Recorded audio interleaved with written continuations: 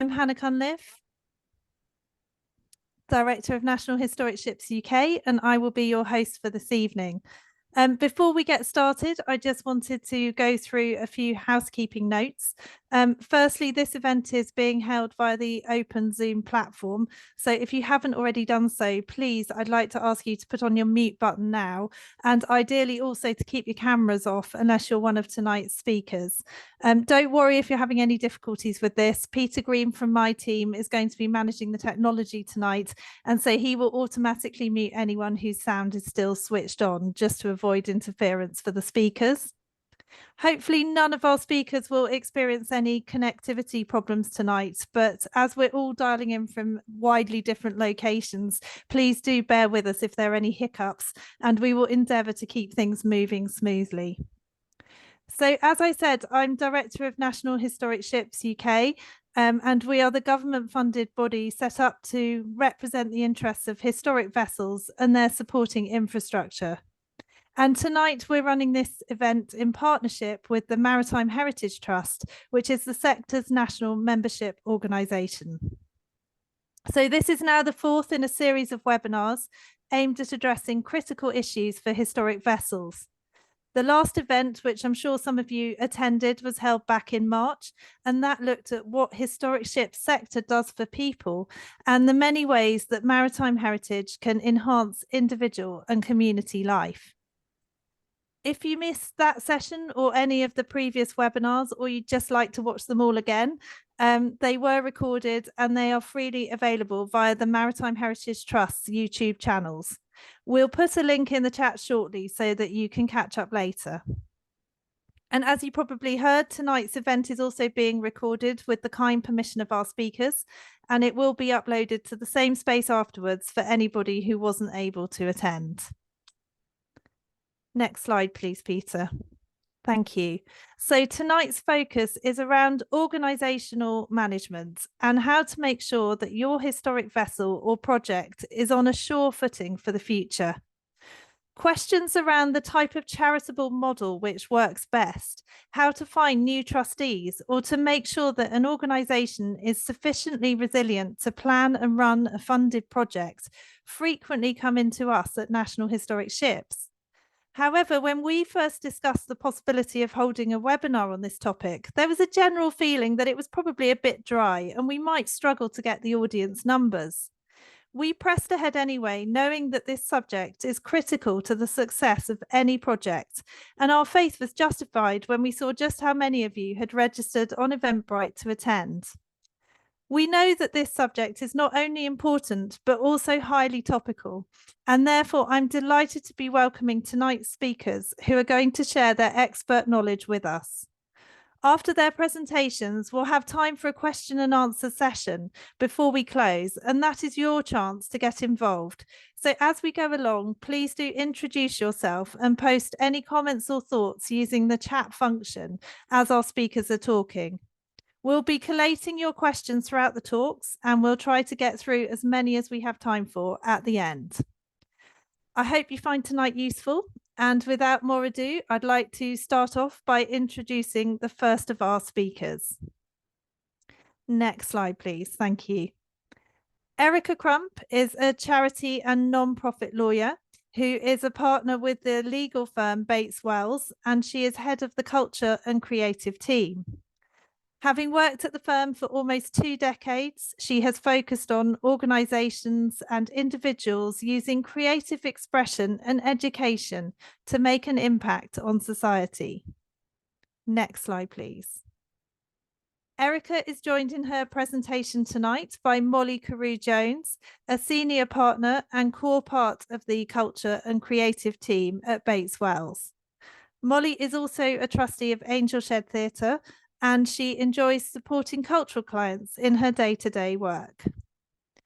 Based on their experience, Erica and Molly are going to talk us through the different charitable models that are out there with some top tips for achieving good governance.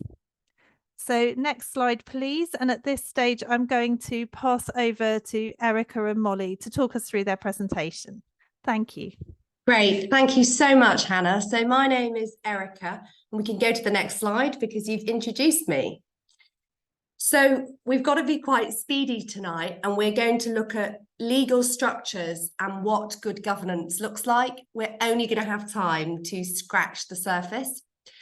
So just to dive in, why would you set up a formal structure? Molly and I are both charity and non-profit lawyers, and this is our bread and butter work, to set up formal structures, for example, around a museum, or in your case, a historic ship.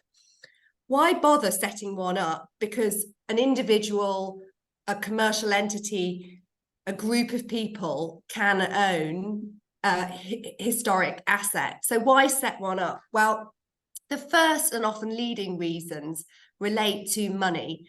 So funding, particularly public funding, trusts and foundation funding, but also from members of the public and from public bodies like local authorities, they will only usually fund some sort of not-for-profit structure. And we'll take you through a few of those today, but we're thinking about things like charitable structures, non-profit entities, and also different types of social enterprises. Most funders are not going to want to fund private individuals or commercial entities where private profit can be taken out. We'll also discuss charitable status tonight, which allows the entity to qualify for certain tax benefits. And this can be another key driver in terms of the financial model around what you want to do. There are other benefits to a formal structure, like the kind of sign of approval that you obtaining that structure will get. So for example, if you get registered charity status, or you become a kind of recognised social enterprise, that indicates to members of the public that you truly have a public benefit, a charitable aim, or a community benefit.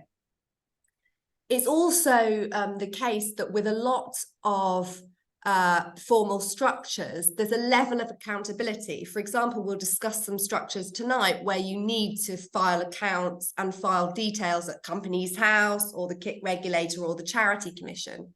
This means there's a level of transparency, and the structures around the types of entities we'll discuss tonight lead you towards having more formal processes. I'm on the board of 3 charities, and I probably wouldn't have gone on to those boards had there not been a level of formality, partly to protect myself. So formal structures can help you attract the right skill set for your trustee board or your board of directors or governors. Next slide, please. Now, there are some downsides to setting up a formal structure, and a lot of that has to do with both drain on resource and drain on time and cost. So as soon as you set up a formal structure, to a varying degree, there will usually be some sort of regulation, and that can be time consuming. Similarly, you have the establishment costs, and typically some costs that you may need to shell out each year, although that really differs depending on what type of structure you set up. There are also ongoing filing requirements, so there's an administrative burden, usually on an annual basis. And almost all of the types of entities we talk about tonight need to have a board or a governing group. Often that group should be, or it's advisable for them to be, volunteers or a mix of volunteers and maybe paid members. But there is a thing of giving over your heritage asset to a group of people who may be volunteers, who will then run it. And that can be a good thing because it brings skills and governance into your organisation and your endeavour, but it also means that there'll be a board that needs to both meet and will have various duties to comply with and roles. So that's just a starter, and I'll pass on to Molly. Thank you so much. So next slide, please. As Erica said, we are going to have to move quite quickly. So I'm going to rattle through some of the most common legal forms that we kind of come across and advise on when we're working with heritage organisations.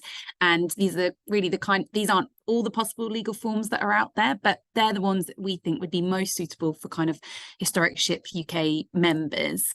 And this slide just summarises the different legal forms that are available, depending on whether you want to operate as a charity, a not-for-profit, or even as a for-profit organisation. So if we start with charity, just to flag that a common misconception, I guess, is the idea that charity is a legal form. When actually we're talking about charity, we're talking about charitable status, which is something that attaches to an underlying legal form, with a slight variation in relation to CIOs that we will touch on shortly. But to get charitable status, the organisation needs to be established for exclusively charitable purposes, of which there is a specific list in charity legislation, and the organisation must also operate for the public benefit.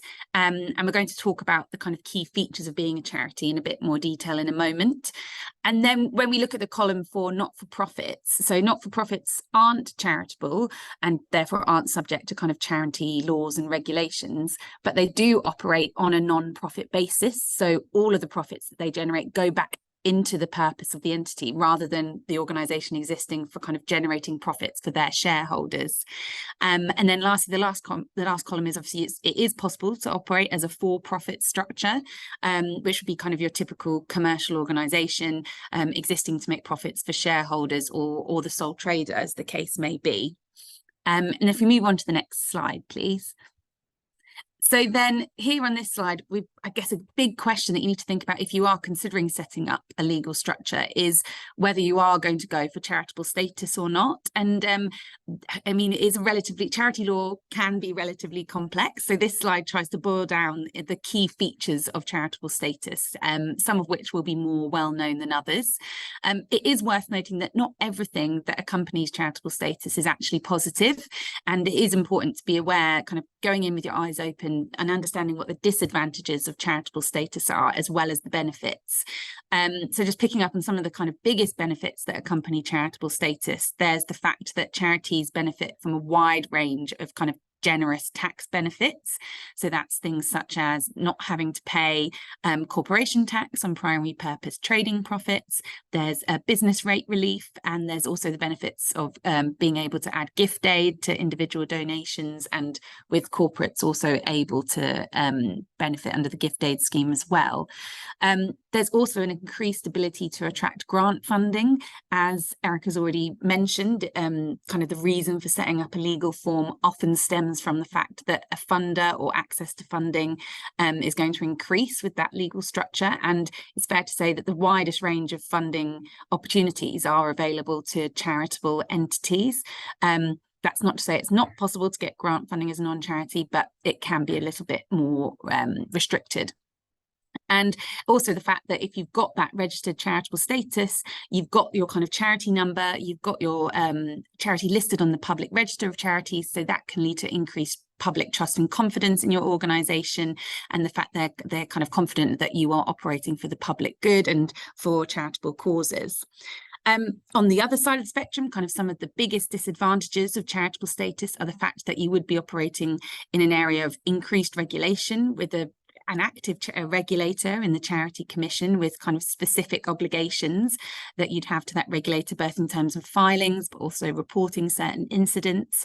There are also strict restrictions in relation to trustee benefits and the circumstances when trustees, who are the kind of the governing board, where they can benefit and where they can be paid. There's also restrictions around trading, where that trade is not directly furthering your charitable purpose. And there is also there's a lot of rules in relation to the extent to which a charity can result in private benefit, coming back to the rule that all charities need to exist for the public benefit, not for the benefit of an individual or a corporation. Next slide, please. And just before we run through some of the details relating to a selection of these legal forms, we just wanted to flag that we are focusing on incorporated legal structures today. So we aren't really talking in much detail about trusts or unincorporated associations, partly back to the point Erica mentioned about wanting there to be some formality and some structure in order to help you attract the widest range of skills to the board.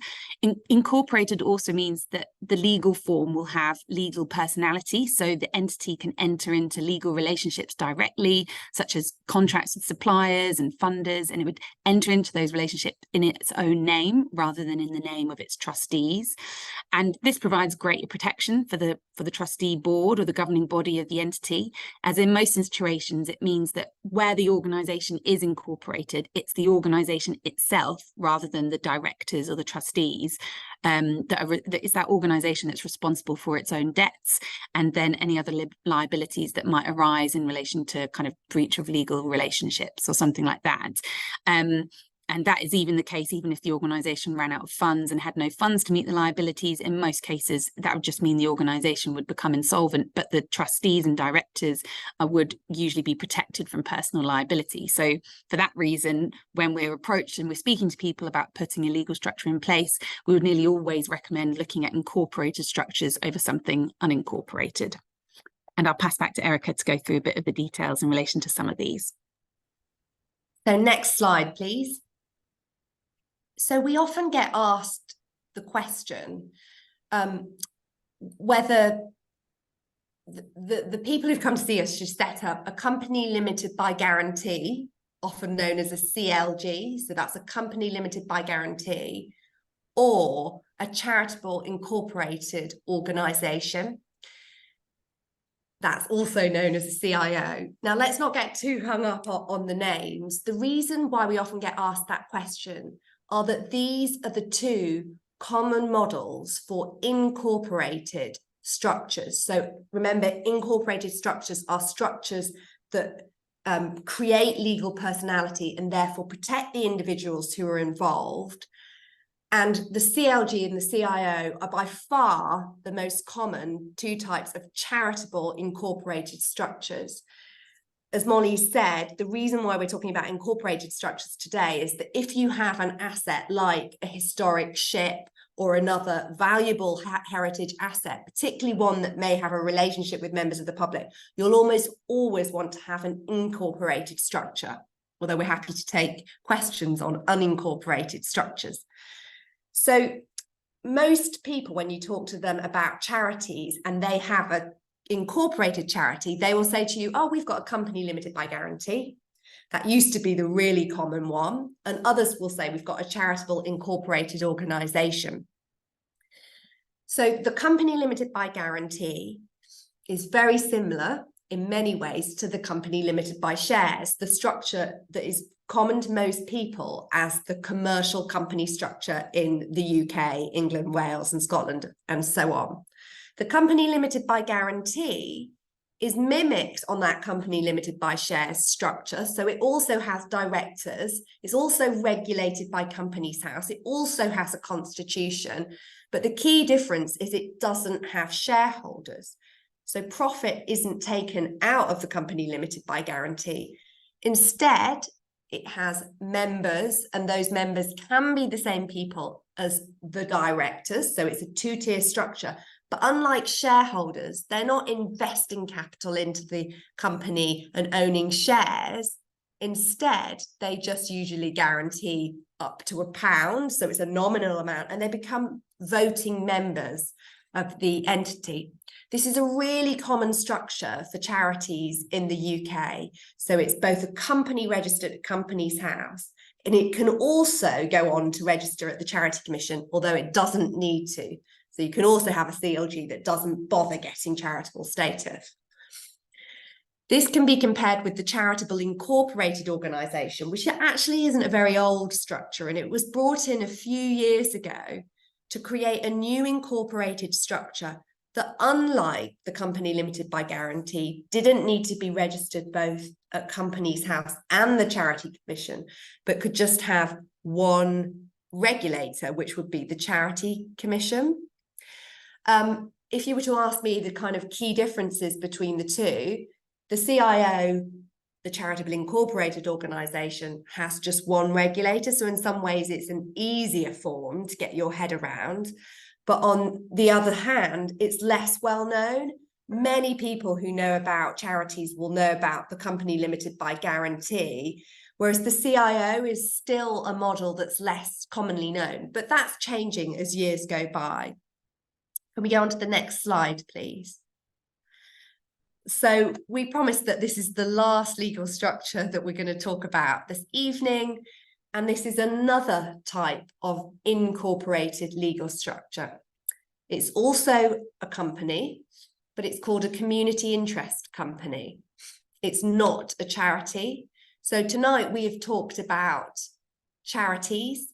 We've touched on incorporated entities that are not charities, and we're now going to talk about the community interest company. So this firm, Bates Wells, which is the kind of largest team of charity lawyers in the UK, came up with the idea of the community interest company, because a lot of people would come to us and say they weren't satisfied with the idea of giving their idea, their historic ship, their heritage asset, or so on, to a group of trustees, and they wanted an easier to run entity. So we came up with government with the idea of the community interest company, which is also a company. It can be a company limited by guarantee or shares, but it's a company that must have a benefit to the community. And it's often seen as a type of social enterprise entity. Unlike charities, the directors, the board, don't have to be volunteers. That's the general rule for charities, but it's not the same for community interest companies. And there is a dual structure as well for community interest companies, but the point to take away is that the profit made by the community interest company needs to be at least partially ploughed back into the community interest company. It doesn't benefit from the same tax reliefs as a charity. And so we often think as the community interest company as a more nimble social enterprise entity that does benefit the public and a community, but certainly doesn't go as far as charitable status and doesn't get the same tax reliefs. We're now going to move on to good governance, and I think I'm going to pass to Molly. Yeah, great. That'd be great. Thank you. Yeah, we're going to spend our kind of last 5 to 10 minutes just talking about what good governance looks like and what we mean when we talk about good governance. So if we can go to the next slide, please. Thank you. I guess so. First question is why, and is good governance important?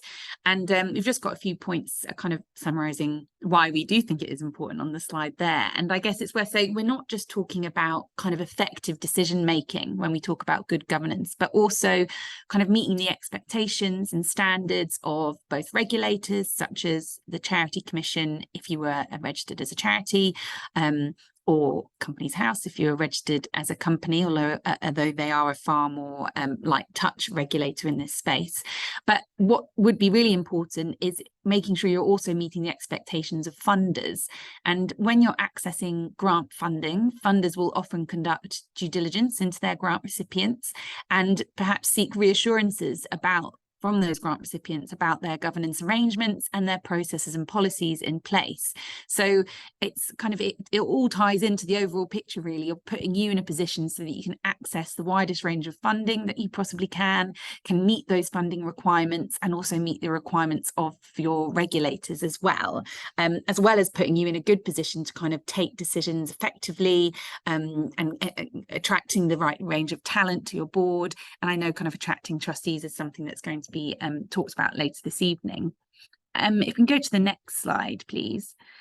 So this slide, we've tried to summarize here some of the kind of key hallmarks of what good governance looks like, what it involves, and the kind of areas you should be thinking about when you're thinking about your governance arrangements and how to make sure you've got the kind of robust processes in place.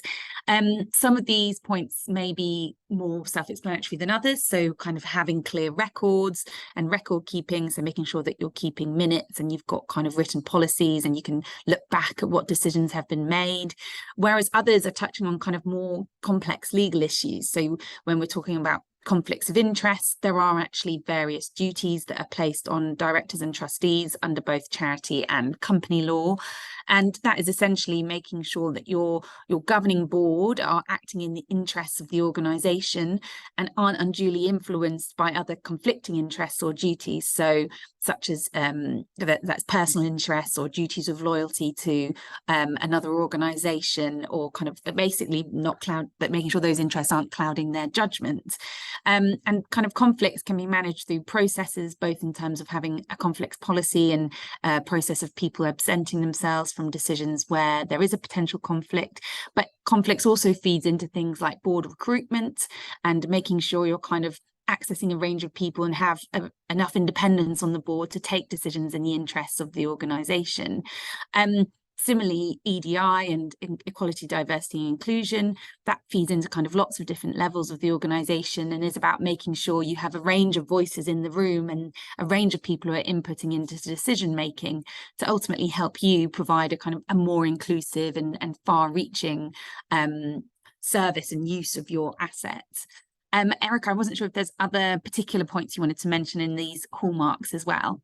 Yeah, so I just thought I'd make the general point that these hallmarks of good governance really come from two places. They come from the fiduciary duties of individuals that sit on boards, and those partly come from company law if the entity is a company, and they also come from trust law as well.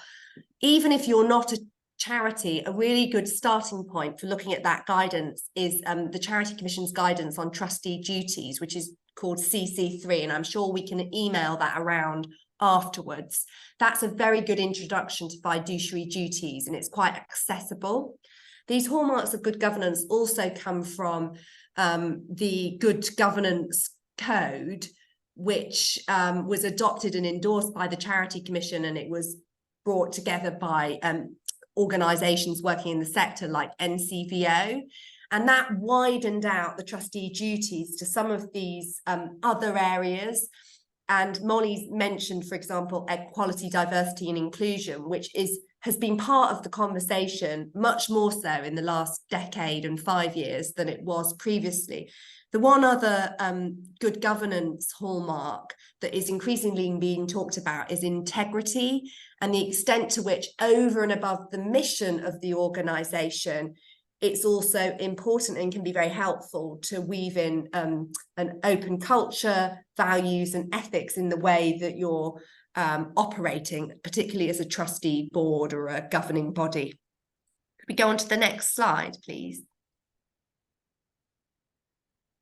Thank you. So we're almost done, and I know we're pretty much out of time, but very often people come to our offices or we go to meet them and they ask us how to go around considering what governance structure and legal structure they should adopt. And we often take them through some of the issues that we've discussed with you today. But it's almost as if we've got a mental checklist that we obviously change a little bit, but often the same themes come up that we have in our minds when we're speaking to organisations or groups like yourselves. And that often goes through things like tax, who the core property is owned by, what your stakeholders think. So do your funders, does your local authority, do your supporters want you to be a certain type of legal structure? And then crucially, income streams. So what is going to be the best structure for your financial model and future growth? Separate from that, we often encourage people to think about the people that will be involved and needed to run this entity and where control will sit, but also to think about whether it will be possible to find a board and what types of people you would like to attract to the board, and to look at wider reputational considerations and how you want to communicate your organisation to the outside world. So that's the type of checklist we would use in those initial meetings to start to think of what kind of governance and legal structure is right for you. And obviously it may change over time. And I can see that one of the questions that came in was around conversion from a trust to a CIO, and we can get to that when we get to questions. Thank you.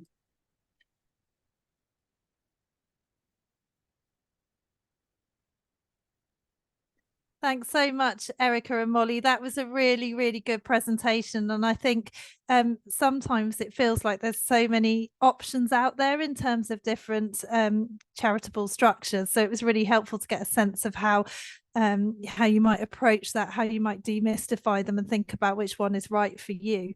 As you said, Erica, you can see the questions are already coming in. So just to say to the audience again, please do keep posting them on the chats, and we will make sure that there is time at the end to start working through some of those. But for now, it is time to pass on to our next speaker tonight. So I'd like to introduce to you Sue Bowers, who is the director of the Pilgrim Trust. The Trust has supported a number of historic vessels through its preservation and conservation grants programme over the years. And tonight we really wanted to hear a funder's perspective to understand the type of things that they look for in terms of governance when they're deciding whether to invest in an organisation.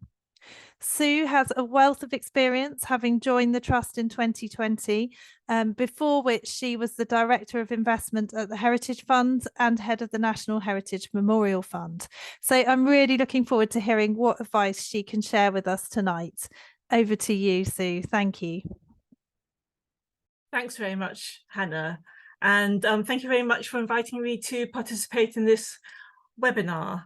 So I'm going to share a few thoughts about what funders might be looking as regards governance in applicants and grantees. And just a few sort of caveats to start off with. Firstly, I'm not an expert in governance. Secondly, the principles of good governance are universal and apply equally, but the practice will vary depending on the size of the charity and the complexity of the project. And the organisations we mostly see at the Pilgrim Trust are the smaller volunteer-led and run charities. And so I've really based my talk on that. And I know I can see from the participants that there are quite a few people online who also have a lot of experience with good governance. And so hopefully they will contribute in the Q&A. So thank you. So just a few words about the Pilgrim Trust in case you haven't come across us before. We're an independent grant-giving charitable trust. We were set up in 1930 with an endowment from the American philanthropist Edward Harkness, who was proud of his British ancestry and wanted to give something back to the land of his forefathers. And he set it up with a very wide brief, essentially to support the people of the UK with their urgent and future needs. And people often wonder about the word pilgrim. So just to clarify, we're not religious, we have nothing to do with pilgrims or pilgrimages. It was just the name, I think, given to the trust by the founder's wife to reflect the link between the two nations. And right from the beginning, the trustees determined on two main areas of focus. One was preserving the heritage of the UK, its national treasures, as it called it at the time. They were in a very poor state following the war. And then the second area is supporting social welfare, social change programmes. And over the years, the priorities within those areas have changed, but they still remain our main areas of focus. And we give out about 3 million in grants each year, and last year we awarded 1.7 billion in grants under our preservation and conservation programme. We've always supported historic ships. Back in 1930, we helped preserve the Arethusa and the Implacable for their use as training ships, preparing young boys for maritime life. And in that decade, we also supported the Society of Nautical Research and the Preservation of Discovery. And we've helped many other ships since then. Recent grants have been to SS Explorer, SS Fresh Spring, and the HMS Unicorn in Dundee. So our funding, who can apply to us? Well, registered charities, public bodies, community benefit societies, and KICs limited by a guarantee. We've only recently expanded our criteria to include KICs and community benefit societies. The vast majority of applicants to us are registered charities. And in terms of raising funds, I think you'll find that the vast majority of trusts and foundations still don't accept applications from KICs or community benefit societies, but of course the Heritage Fund does.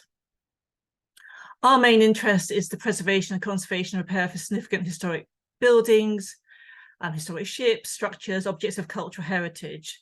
And that support might take the form of a small conservation project, specialist surveys, or early exploratory work that might help move a project forward. We're not a big funder. Our average grant last year was about £15,000, so I'm afraid we are not the answer to your funding dreams.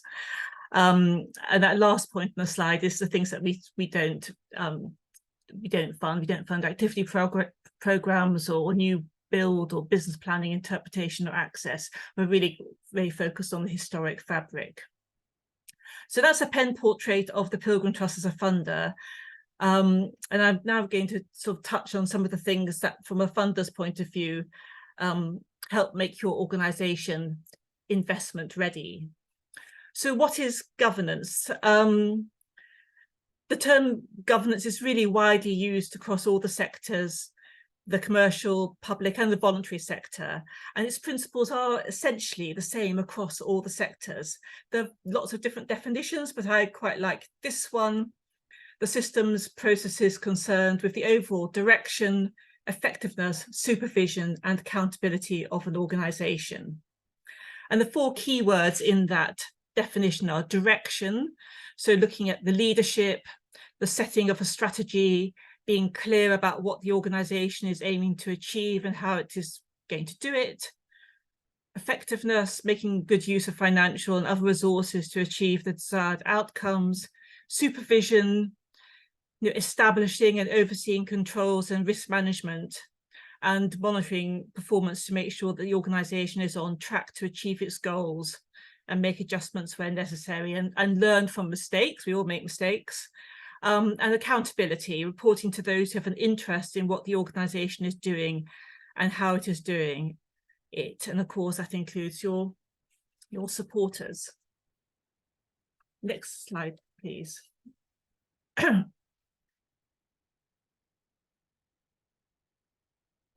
So spending time in getting your governance in order is time really well spent. You'll be more effective and resilient, and it still tends to be an area that is overlooked. But without good governance, no organisation is going to flourish. I left the National Lottery Fund about 3 years ago, but just before I went, it had carried out a review of 300 heritage projects, and it found that less than 50% of them had considered the resilience of their organisation before they started the project. I think things have moved on a bit since then. I think there's greater recognition of the importance of governance, and of course webinars like this one are really helpful as well.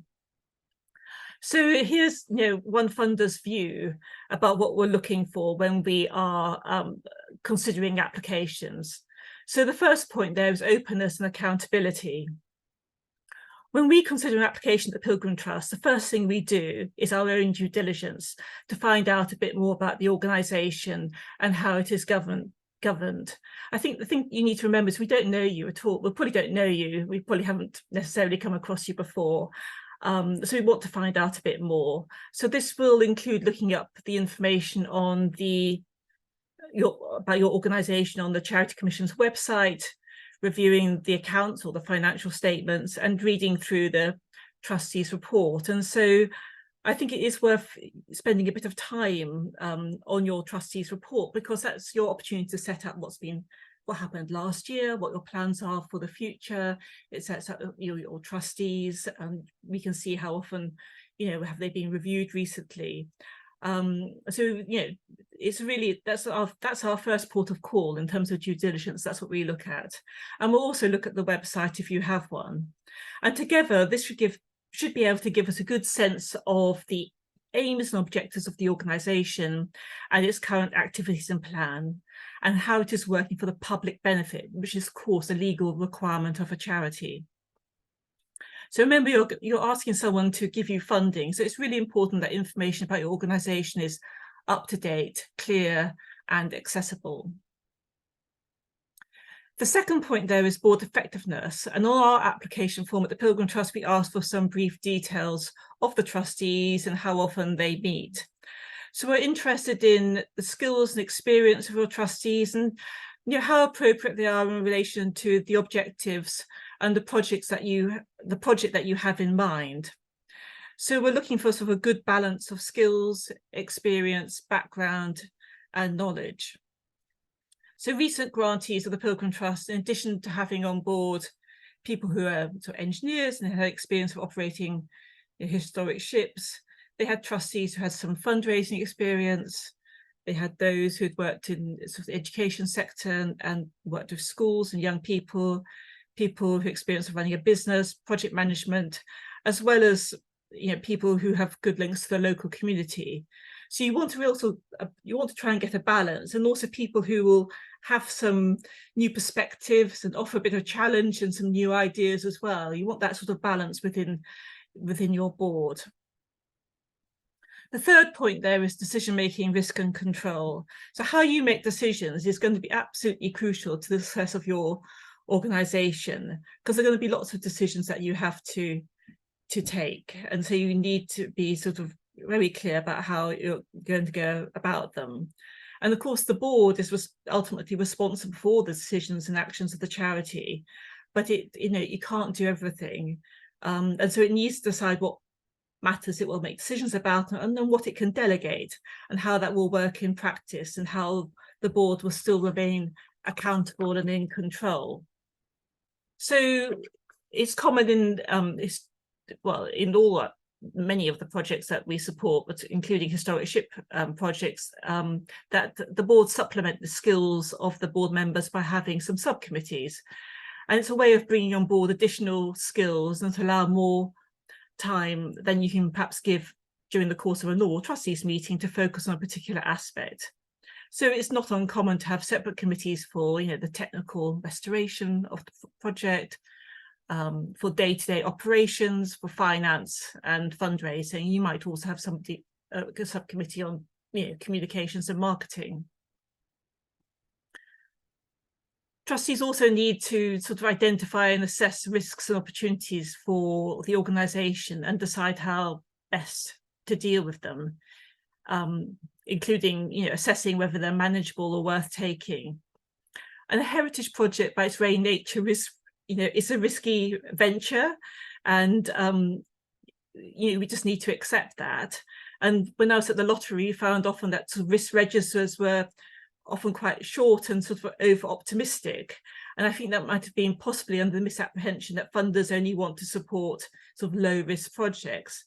But in the heritage sector, heritage projects come with a whole load of risks. They're inherent within the project, and what we're really looking for is a realistic understanding of the risks to an organisation undertaking the project, a recognition that risk is never completely avoided, but there has been some consideration and thought about how to manage and mitigate against risks.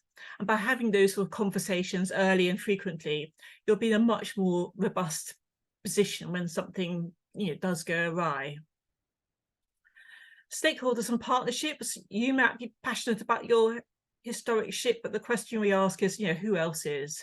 Is this just a sort of private hobby of a number of individuals, or is it a community and a sort of public asset?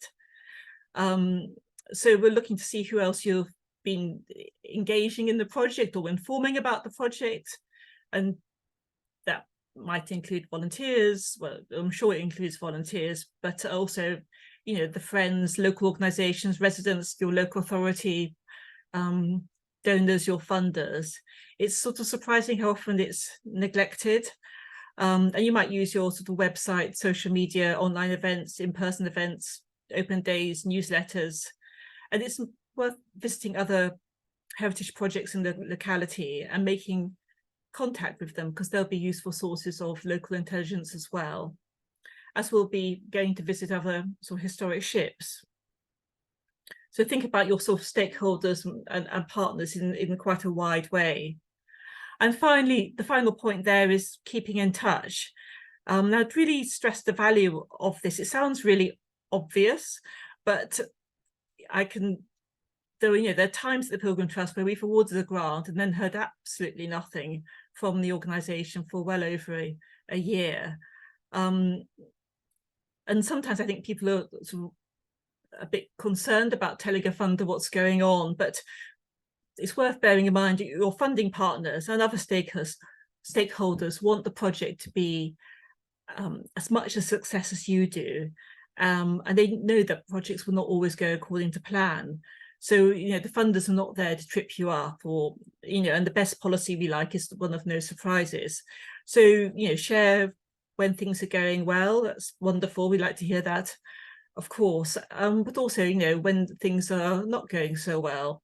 I'd often given some notice, funders are flexible about timescales and about rescoping projects as needed. Next slide, please. So this is my final slide, and it's just some of, you know, there is lots of guidance and sources of advice out there about governance. And I've listed 4 here, which I think are particularly good. I've just come back today from the conference of the Heritage Trust Network. It's a membership organisation for non-profits working in the heritage sector, and it's a really good source of peer-to-peer support, knowledge sharing and skills development. It's a membership organisation, and the majority of members are those working on historic buildings, often small community groups who are taking on perhaps a historic building project for the first time. But its membership is open to anyone who is taking on or over a heritage asset or looking after a heritage asset. And it's got a range of toolkits, including things like about governance, how to set up your organisation and to take on the project. And they also have regional network branches and a youth forum. And I think it's worth, you know, there's lots of very common themes across the breadth of the heritage sector. And I think it's worth, you know, looking at sites such as this. I highly recommend it. It's very friendly. And sort of developing network. They've had 200 new members in the last year, so I think it's definitely one to watch. The second thing there is the NCVO, that's the National Council of Voluntary Organisations Small Charity Help Desk. So this is a help. It does exactly what it says on the tin there. It provides free online help and guidance, and it has a telephone line as well, covering a wide range of topics, and again around things like governance, volunteer management, safeguarding finance. It has free webinars, has a practical support bulletin. It's specifically to help small charities with their questions and queries. Emma's already mentioned the Charity Governance Code and it's a practical code to help charities and their trustees develop high standards of governance. There are 2 versions, one for large and one for small organisations. And it's a really, I think, a useful benchmark. It sets out the best practice. And I don't think anyone expects a charity to be able to achieve it all in one, you know, in a blink of an eye. But it's something it shows you kind of where you're going, what you're trying to aspire to. And then the final point there is a reference book, which I find really useful, Charity Law and Governance, a practical guide by Cecile Gillard and Kirsty Semple. And that's a really good reference book if you're running a charity. So hopefully that's a bit of a whistle-stop tour, but hopefully that's helpful to you. Thank you. Thank you so much, Sue. That was really good. And, you know, I think it's so helpful to understand exactly the type of things that a funder does look for when they're reading the applications. I love hearing about the kind of due diligence that you do behind the scenes, and also the importance of that relationship with the funder and keeping that communication flow going, I think is something that we can all learn from. So thank you for sharing that. Now it's time to go on for our final speaker tonight, and we've talked a lot about the importance of a strong charitable structure and finding a model that is right for you. But at the heart of tonight's webinar, we have an organisation which has invested considerable time and energy making sure that its governance is fit for purpose and that it has a robust board to support it into the future. I'm speaking, of course, about our partners in the webinar series, the Maritime Heritage Trust itself, which, as many of you know, revisited its governance a few years ago, hiring a development manager for an internal and external review, and successfully recruiting 4 new female trustees, one of whom has kindly agreed to speak about her experience and what attracted her to joining the trust. So our last presentation tonight is from Maddie Phillips, whose day job is shipkeeper at Cutty Sark, having previously worked for TS Rigging and the Heritage Marine Foundation. A sailor with a passion for maritime archaeology, I'm keen to understand what drew Maddie to give up her personal time to serve as a trustee with the Maritime Heritage Trust back in 2021. Thanks very much, Maddie. Thank you. Can you hear me? I'm sure it's fine. Yeah, so I was asked to speak this evening about young people in getting more young people involved in heritage, in governance roles in heritage organizations.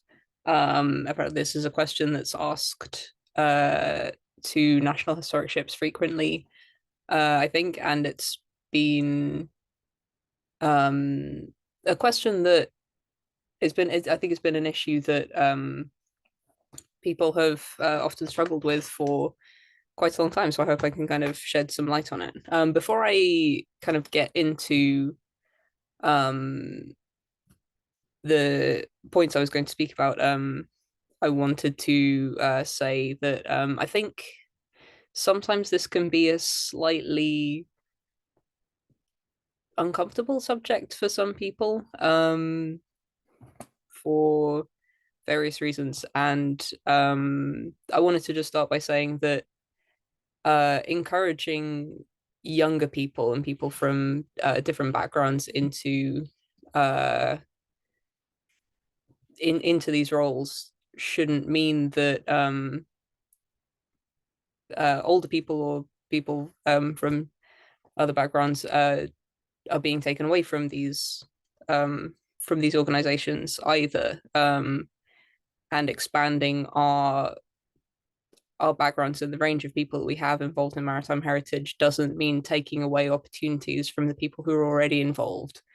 It's just kind of spreading the load a bit more equally, and I think that's a really important thing. So could I have the next slide? Thank you.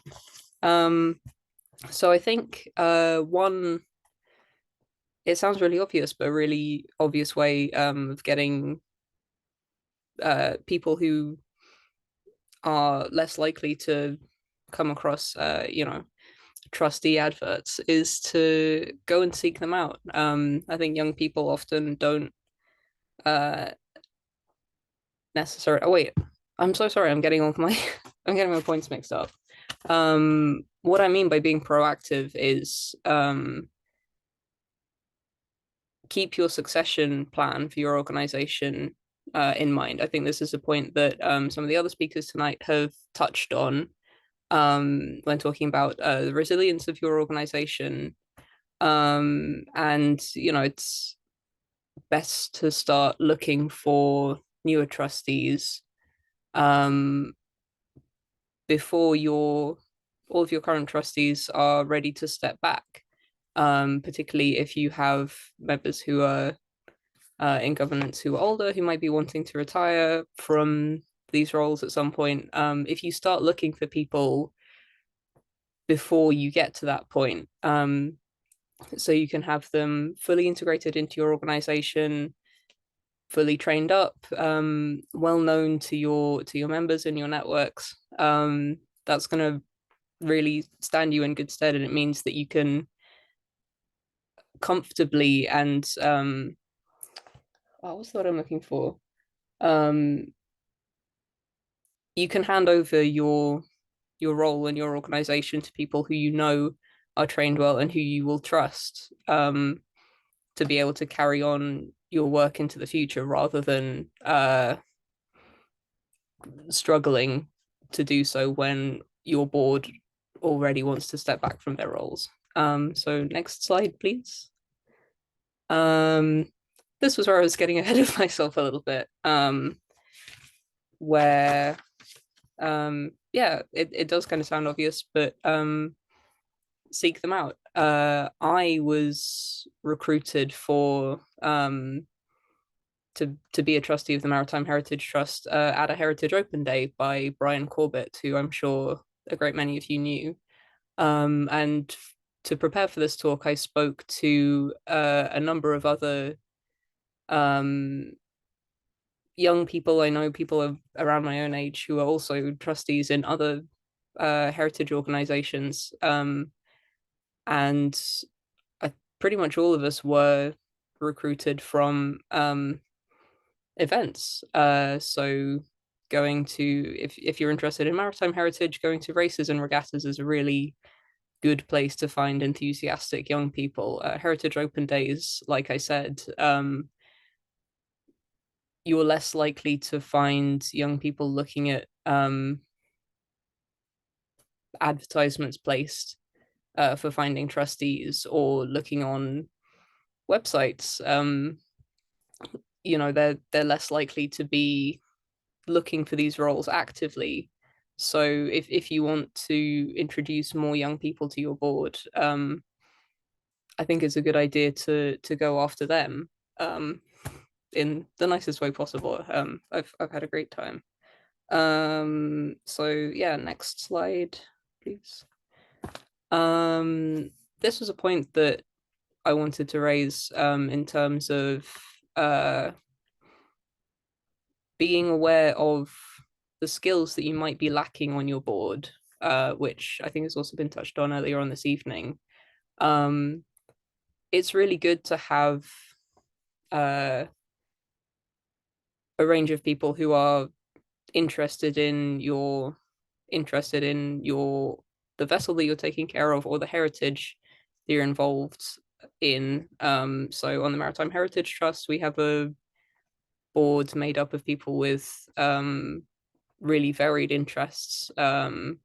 So actually John Evans, who's on this chat tonight, is one of our newer trustees who's really interested in smaller vessels under 30 foot, which is an overlooked area. We have people interested in steamships and diesel ships, vessels with sails, like myself, operational heritage, museum heritage, archaeology. It's all stuff that we touch on and most of us are involved with in some ways. But you also don't necessarily have to have people who are specifically interested in that if you need people with additional skills. If you really want to reach out to people and get your message to a lot of people, but you don't really know how and you're not that au fait with social media, I have to admit I'm not. I really kind of don't have the head for it. But consider looking for people with the specific skills that you need. You know, perhaps contacting people in colleges who might want to be able to create a portfolio for their work, people who are looking for experience and stuff, who would be prepared to give up some of their time, you know, to volunteer some of their time in being a trustee, as obviously they can't get paid, but who are interested enough to want to help you. Although if you do go down that route, I think it would be, you know, obviously they need to be getting something out of it as well. You know, if it has to be a kind of mutually beneficial relationship. But yeah, making sure that thinking about all of the skills that you need and ensuring that those are the people that you're going after when you're looking for new trustees as well. It doesn't have to be a tick box exercise trying to find people who fit a demographic. Next slide, please. This, oh, that photo's kind of gone off. This was a point that was raised to me by a trustee of the Gaffers Association. They're, I think they're East Anglian branch, and it's something that other people I know have touched on as well when I was speaking to them. That often when organizations, if their board is made up of mostly retired people, that means often that you can be much more flexible with your time, which can be, that's a really, really good thing. And it means you can dedicate people's time to events during the week that other people might not be able to make. You're a lot more flexible with like when you can place your meetings, and people are able to dedicate much more time to running these organizations and putting time into them, which is fantastic. But younger people often aren't able to do this. If you're working or studying, and if you have a long commute as well, that can that also takes up time. Or if you have responsibilities to you know, family commitments, or if you have young children, it means that you're less able to be flexible with your time, and you might not be able to make it to long meetings or in-person meetings if they're far away from where you are, or if meetings are held in the afternoon during what are normal working hours for people. These things can be quite significant, like barriers to young people, to younger people being involved who might otherwise be really keen to be a trustee, and they might be really enthusiastic and really passionate, but if it's not accessible to them because of logistical issues, like time, then then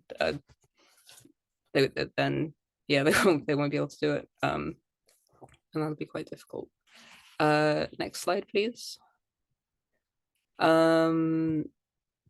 This was actually a point that was raised to me by the director of the Unicorn Trust, and his point was that when you're a younger trustee, it can be really, really daunting trying to build up the confidence to speak out in rooms full of people who've been involved in these discussions for decades, and who are well aware of what's happening, and who have maybe decades of experience of you and understanding not just not the history of the heritage necessarily, but something that I found is even just the history of the organizations and the players in the heritage world is something that I really feel like I have a huge amount to learn. Just even in my job, I'm a shipkeeper on the Cutty Sark, and learning even the history of how she's been conserved and the decisions that have been made during that time, and why and who made them.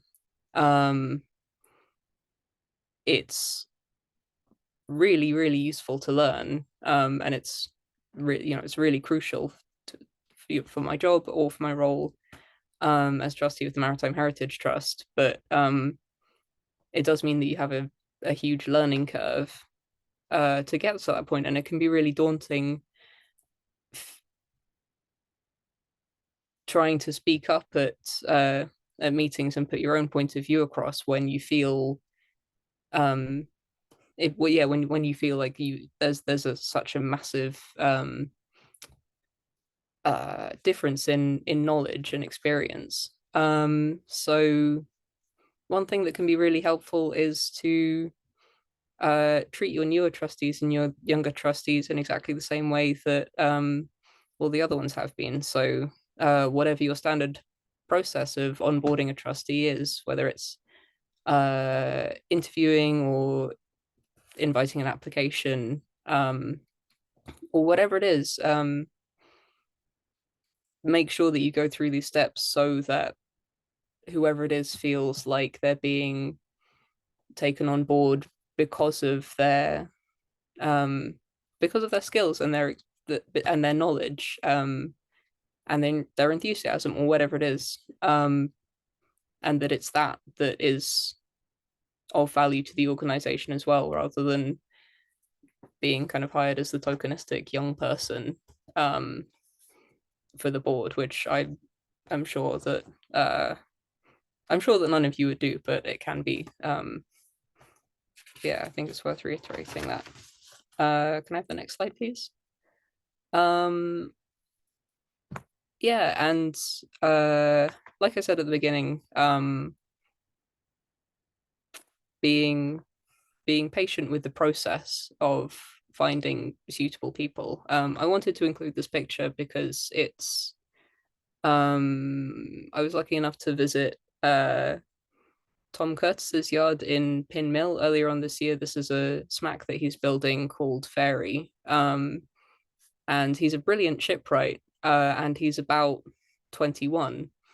And he's hugely passionate and hugely talented. Actually, the first time I saw some of his work, I just assumed that he was a lot older because of the amount of skill that he's managed to accrue. But yeah, he's barely out of his teens, but he's really keen and really dedicated, and I thought that was a fitting image to have. Could I have the next slide, please? But yeah, so what I mean by be patient is that all of this process will take time, and particularly training your new trustees and ensuring that they have an adequate handover period if you are aiming for them to take on roles such as, you know, secretary or treasurer. Yeah, will take a lot of time, and there will be a big difference in the level of experience that someone younger has in comparison to someone who's been in this world for longer. But it's an investment in time that is very much worth it and ensures the longevity of your organization. And yeah, and the longevity of the heritage that we're all taking care of as well. Is there one more slide after this?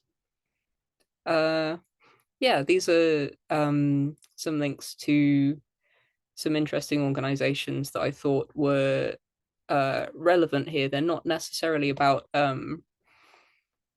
recruiting new younger trustees, but I thought they were relevant in terms of looking at people who are doing things a bit differently and trying to encourage people who aren't normally involved in sailing or traditional sailing into the world. So the Scaramouche Sailing Trust are from a comprehensive school in Hackney who have done the Fastnet race a couple of times. The Bread and Roses barge based in Brightlingsea, encouraging more women in traditional sailing, and Tom Curtis's website from his boatyard in Pin Mill, which has some very lovely and relaxing videos of him building little wooden boats, if that's the kind of thing you like. So yeah, that's it from me. Thank you very much. Thank you, Maddie. That was brilliant, and some really helpful tips there, I think, on how to find young people who might be interested in taking on the role of a trustee and how to engage them and keep them on board. So thank you very much for sharing those. And on behalf of the audience, I'd just like to say a huge thank you to all four of our speakers this evening. I think there's been some really interesting advice and guidance that they've shared so far with us. I certainly feel like I've learned something from all the presentations so far, and I'm sure you have too. But now this is the opportunity for the audience to put their questions forward. So if you haven't already, do please type your questions into the chat, and I will ask them to the speakers for you. If possible, it'd be really helpful if you could keep your questions quite broad. I know we're all after sort of individual advice on personal circumstances, but at this stage, it'd be really helpful if you can phrase your questions in a way that's relevant for everyone. Thank you for that. We do have a few questions that have already been coming in, so I'd like to just kick off with a couple of those to get us started. So first of all, I think there was a really interesting one that Erica picked up actually earlier on in the evening, which was around changing an existing trust to a different configuration. So if you've already got a structure in place and you want to move it across to something like a CIO, how would you go about that? Can I come to you first on that, Erica, please? Yes, of course. So if it's a charitable trust, then typically the objects will already be what we know as charitable objects, which is one of the requirements of charitable status. The Charity Commission doesn't yet offer a simple conversion process, but it's something that we do with lots of organisations. And essentially, you need to set up a new CIO, explaining very clear in the CIO application to the Charity Commission that this is an incorporation of an existing trust, if the existing trust is charitable, and then register the new trust, often with very similar objects or identical objects to the existing trust. And then there needs to be a transfer, and how easy that transfer is depends on what assets are in the trust. So typically there's a transfer deed or a vesting order which moves over all property, and there needs to be a period of due diligence before it goes into the CIO so that you're catching everything effectively. The types of things that make it a more complex transfer are if there are members of staff or pensions or property. I mean, transferring the ship wouldn't be that complex, but there would need to be some proper contractual and asset transfer over into the new CIO. But if you have other assets like land assets or investment assets, they all need to be picked up. But you can usually be done by just one simple transfer agreement. And then on a certain day in time, everything transfers into the CIO. And then typically the trust remains just as a shell or sometimes is wound up. So that's known as the incorporation process. There's some information on the Charity Commission website, and we probably have some on our website as well. But yeah, really good question, and something that a lot of organisations go through, partly to create limited liability status. And that obviously has a benefit for the trustees. Oh, great. Thanks, Erica. And thanks for explaining that so clearly. Just also as part of that question, I think they asked whether there was a huge amount of cost involved. How expensive would something like that be? I don't know if that's how expensive, how long is a piece of string, but is there anything you can say around that? It is a little bit, but what I would say is, I mean, part of that question is, do you need to go to external advisors like lawyers? And that does depend on how much expertise you have within your trustee group and your supporters. The Charity Commission has a sample vesting order that is a very simple vesting order, but it tries to help as much as possible. And I also think the Charity Commission will be helpful to existing charitable trusts. It is usually important to get some legal advice to ensure that both the assets and the liabilities go over properly and there's an appropriate level of indemnity, which I won't go into here. It is a little bit how long is a piece of string, but for the types of organisations that don't have large staff groups and freehold property and so on, it's cheaper. But the bottom line is I think that you can get part of the way yourselves, but probably do need some external support on the actual mechanics of the transfer. Okay, brilliant. Thank you very much for that. We've just had a follow-on question. This is obviously something that's getting everybody's interest, but it says, can you have a CIO and a CLG? You can, but that would be the equivalent of having two charities. You wouldn't usually, unless you wanted to have two things to hold different assets. It's one or the other in terms of if you want to have one incorporated charity. Yeah. Okay, brilliant. Thank you for clarifying that, Erica. I'll give you a little rest for a moment. So I think I've got a question here, which is probably best directed actually to Sue, this one. So this is around how much hands-on management and activity you might expect trustees to take. So I guess when you're applying for funding, you might put in some costs for staffing, potentially you might need a projects officer or something like that. You've also mentioned in your presentation about you know, setting up working groups and that type of thing. But, you know, given that most of the trustees are giving their time voluntarily, etc., how hands-on do you think they should typically get in a funded project? I think that normally needs to be a proper divide between it depends a bit really about the nature of the organisation, but normally you expect a proper divide between the operational management and then the governance, the board of trustees, who are responsible for the strategic direction and vision and sort of overall accountability of the trust. So I think, but obviously when it's volunteer run and led, you will, trustees are often very involved in helping out on, open days, opening up the ship for visitors and this, that and the other.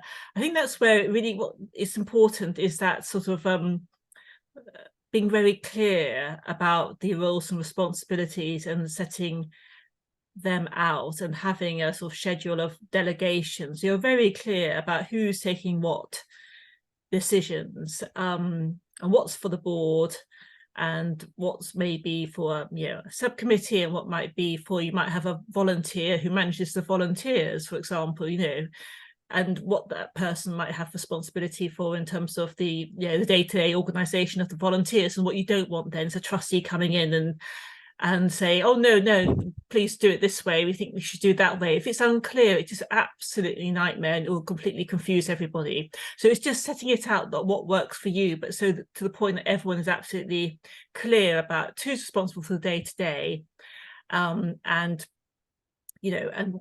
what the role of the board is in terms of the ultimate control and accountability and the sort of key decisions.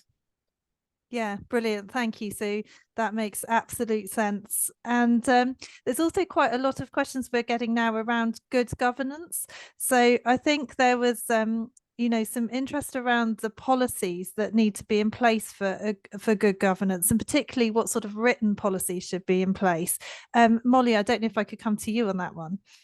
Yeah, of course. I mean, what policies and processes you need in your organisation will partly depend on kind of the size of your organisation, the type of activities you undertake and that kind of thing. There are some kind of typical policies that we would, if we were speaking to a kind of a startup organisation or a startup charity, the kind of things that we'd expect you to have in place. Particularly, for instance, if you're a registered charity, there are some questions in the Charity Commission's annual return that they ask about policies. So that includes the conflicts of interest policy. They would they may well even ask you about that as part of the registration process. Other key policies they're very interested in are things to do with if you were working with children or vulnerable adults, having a safeguarding policy. On the more governance side of things, something else we would often recommend is making sure you've got appropriate kind of delegation of authority, particularly if you've got members of staff as well as the board, and so that it's very clear kind of who, as Sue was just saying, really who is responsible for what and kind of what matters need to be taken back to the board for approval and that kind of thing. So that's obviously very helpful from a governance point of view. And then it will also partly depend on if you have members of staff, in which case there's kind of various policies that are required under employment law, and if you have premises, kind of things from health and safety side of things as well. I'm trying to think, Eric, are there any you want to add to the list I've said there? I think it kind of depends, because there's kind of a whole raft of policies that we help people prepare. I mean, I guess another one, sorry, is a kind of risk management policy is a key one that the Charity Commission asks about. So having a risk register and that comes back to the board to kind of consider key risks that might come before your organisation. And then financial processes, so kind of who's got levels of responsibility to sign off on checks and the bank account and that kind of thing. That's another key one as well that I think is asked about in the annual return as well. Yeah, brilliant. Thank you. And also on the governance topic still, we had a question around how often you should review your governance. Should it just be constant and regular revision, or should it be at staged intervals?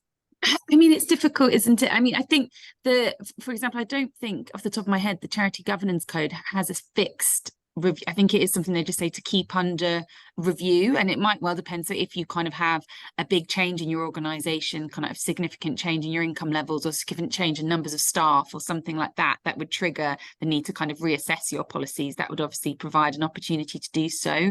And a lot of your kind of governance arrangements may well, for example, your constitution or your articles of association, that's not something that you're going to be changing all the time. But in terms of like internal policies, it's relatively common to have a kind of rolling review in place to keep things under review, perhaps on a kind of every other year or yearly basis, just to kind of, so there's kind of a regular routine of these things coming before the governing board so they can make sure that things remain fit for purpose. It's kind of it's not a fixed time frame for things that you'd have to keep looking at things, but more kind of responding to any changes in your organization, then having a general rolling review of kind of your key policies as well, I'd say. Yeah, great, thank you. That's very helpful. And going over to Maddie now, we've had some questions around the kind of the numbers of trustees and the skill sets and makeup of those trustees. And I wondered if, using the Maritime Heritage Trust as an example, you could give us a sense of what you think is a good balance on a board. I mean, how many trustees are there currently, for example, at the Maritime Heritage Trust, and what's the kind of diversity of the board? Gosh, off the top of my head, the number of trustees, I think, is about 7 or 8. But our chairman, David Morgan, for various reasons, doesn't make it to that many meetings. Yeah, it's an interesting one. I suppose our demographic has shifted quite a lot in quite a short span of time. So I've been a trustee for 2 or 3 years, I think. I can never remember exactly when I started because it was during COVID. So a hazy time. But when I joined, I think I was pretty much the only woman on the board. And the youngest by quite a long stretch. And when it came to recruiting new trustees, I specifically thought that would be a good thing to kind of shift the balance a bit more. And yeah, I'm really delighted with the new trustees we have. But yeah, the demographic has shifted from me being the only woman to the board being I think nearly 50% female in I think a little over a year. But I think it's been it's a really good change, but kind of more than that, or more, what's almost more relevant in some ways is that now we have people on the board with interests that we didn't always have. So as I mentioned, John, who deals with small boats, but we have Kat Holt, who also is very involved in maritime archaeology. So I think it sounds like such a cop-out answer, but it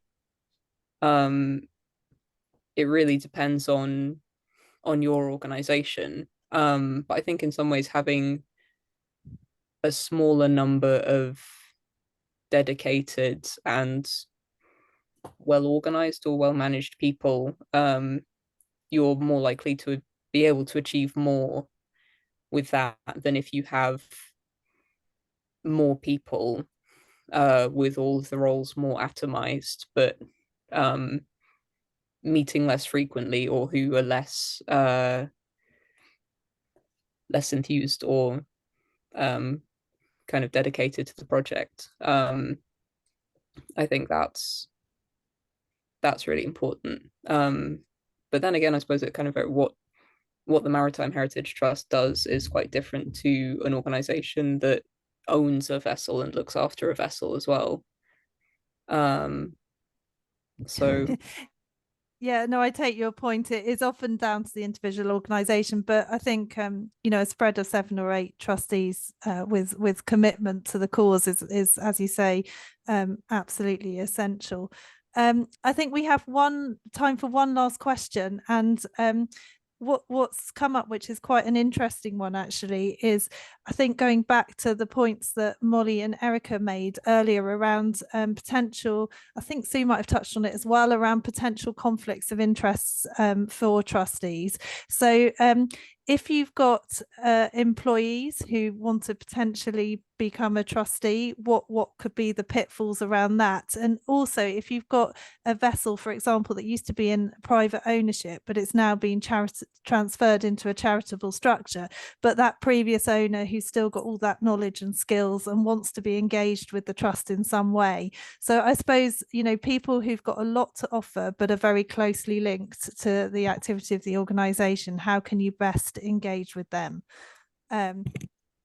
Well, I start and then I can pass it to anybody else. So the first thing to say is that for charitable status, the general rule is that employees cannot sit on the board, and that's what most constitutions say, and it's a principle of charity law. You can get special dispensation from the Charity Commission on that, but it's not easy to get, and you will often fail in getting that. So occasionally you will see, for example, a CEO who sits on a trustee board, but usually no employees sit on there. The principle is there should be volunteers and a gap between those receiving payment. The point about, say, family members or owners is a really interesting one, and it comes up with heritage buildings and families as well. There are different ways of doing it. It can be a condition of the gift to get the vessel into the charity, which is then woven into the constitution, that the owners or the family have a number of trustee positions and potentially the right to appoint trustees. The more power you give the original owner, probably the less likely you are to be viewed as truly independent, and that can affect your ability to obtain funding. But it's very common to see the historic owner or a descendant of the historic owner holding, for example, 1 or 2 trustee positions. But it's absolutely crucial that conflicts of interest are managed in that scenario. And certainly the Charity Commission sees this as a real area it likes to focus on. So they would expect the trustees to manage that conflict of interest and ensure that there's proper independence on the board, and that those individuals absent themselves from voting if it relates to something where they have a conflict of loyalty. But it can be great to have those people involved, and it's usually set out in the Constitution. Yeah, thank you, Erica, for clarifying those points. That's really useful. I'm afraid that, mindful of the need to finish by 9 p.m, time has run away with us, and those are all the questions we're going to be able to fit in tonight. Thank you again to all of our speakers and to you in the audience for the questions you have put in the chat. If we didn't manage to get to you, or there was something else you wanted us to cover, I'm delighted to say that you do have another chance. Bates Wells have very kindly agreed to offer 20-30-minute one-to-one sessions completely free of charge as a follow-up to this event. We will be allocating these on a first come first serve basis. We prepared a short form if you'd like to register your interest, and my colleagues will be posting a link to this in the chat. We'll also send it round by email after the event with the recording from tonight. So do please take advantage of this very generous offer if you can. That does bring tonight's event to a close. I'd like to thank the Maritime Heritage Trust for their support in planning and hosting this webinar with us, as well as Peter Green from my team for taking on the organisation of the event, and Lewis and Catherine for their help in promoting it and running the chat for us tonight. I hope you've all found it interesting. Thank you again very much for joining us. Do keep an eye on the events page of our website and sign up for our e-newsletter if you haven't already, because that will make sure that you receive details of future webinars in 2024. Until then, with thanks again to everyone involved, it's time to wish you all a very good night.